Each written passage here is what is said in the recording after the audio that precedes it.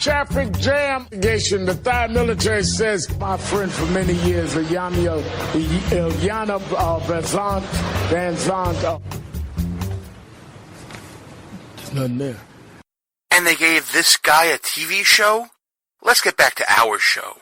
Gene Baradelli, back behind enemy lines. I want to give a shout out to my co-host Russ Gallo. Again, folks, we're working through the technical difficulties of working 70 miles away from each other when we used to be sitting right next to each other at my kitchen table or at a friend's house or in an office somewhere. So we're going to get Russ on soon, I promise. I miss him too. I miss him dearly on the show. And that's going to be part of the things we're going to be doing differently on the show. We're also going to maybe dabble in some video. Might do a little bit of the Facebooking, maybe doing a little bit of that live streaming stuff. We'll let you know as time progresses what we'll be doing. Before we end the show, of course, I want to thank Jenny Beth Martin for coming on the show. Check out all the social media stuff we talked about during the interview. The same thing for Cynthia Garrett and Face, her organization. Definitely check out very important causes here, folks. Obviously, the Tea Party, we all know about the Tea Party. We want to support the Tea Party. I consider myself part of the Tea Party. Russ is definitely a Tea Party conservative. And, of course, Face, when you're dealing with issues on campus and young people, so important to make sure that we are not only preserving their rights and making sure that they grow up to be good human beings with great character, but the development is so important emotionally that the things going on campus right now, having them to decide for themselves beyond any sort of legal standard that's recognizable, what happens to their lives can leave a black mark on them forever. So definitely check out Cynthia Garrett and Face and her organizations as well. Gonna end the show with just a very briefly touching on the so-called refugee ban. If you've been to www.behindenemylinesradio.us, you know that I have been really upset about a certain meme circulating on the internet right now.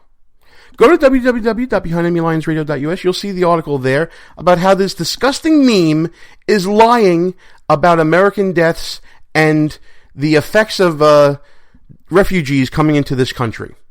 You may have seen this meme circulating talking about that no Americans have been killed by citizens of any of the T7, the 7 countries identified by the Obama administration, as it were, that are either state sponsors of terror or are so torn by terror that they don't really have a functioning central government where we can verify a refugee or a person coming to this country that they are actually a good person.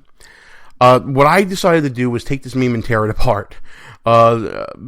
Just so you know, what I'm talking about is points about each of these countries that make them a prime example of why we should not be inviting anyone from them into this country. These 7 countries are, state actors known for supporting terrorist groups, have terrorist groups acting freely within them, and we don't want that coming here. I don't understand what the problem is. To say that no Americans have died in Iraq or because of Iraq is just a straight out lie.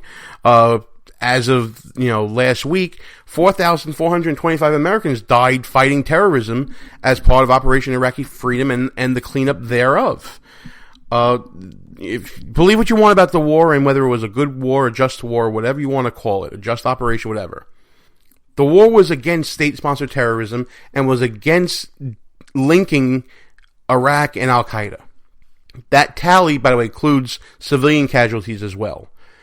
And Iran, I mean, listen, what come on, Iran, really? That we should let people in from there that freely move here and there? Iran has been sponsoring terrorism around the world for decades. It's even been said, according to published reports, that the actions of Iran acting in Iraq resulted in the death of at least 1,100 American soldiers that we just talked about earlier. They're known for being a state sponsor of Hezbollah. They have, they've acted in a key role in '83 with the bombs in Beirut that killed 241 Marines. Come on. Nobody died. That's ridiculous.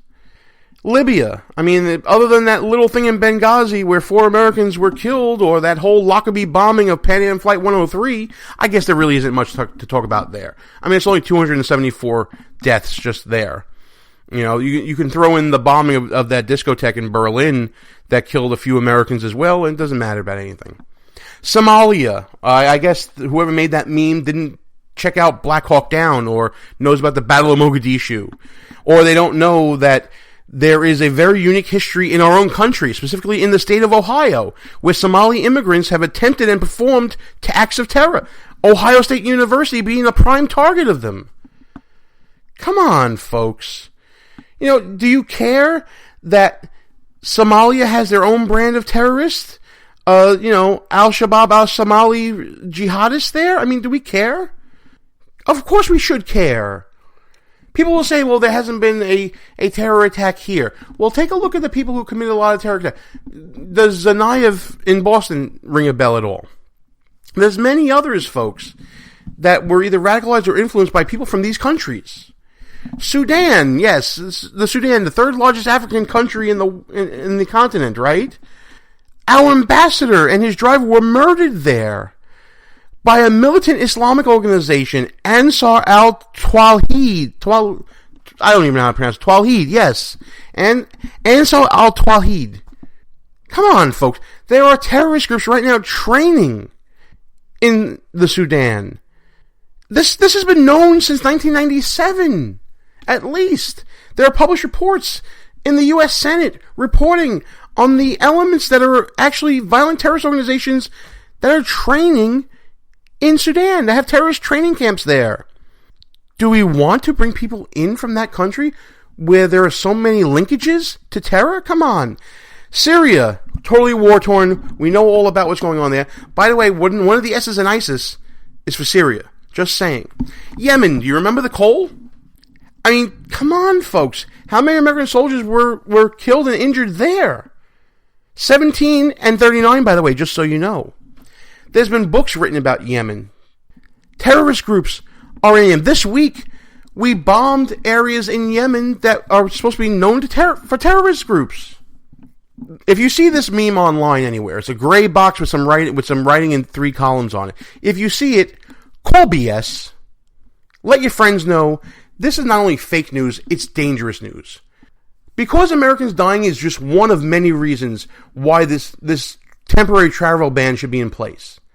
The other reasons are because these countries cannot give us the information we need. They're either state sponsors of terrorism themselves, or they're so war-torn by terrorism that they don't have the wherewithal to contribute the information that we need.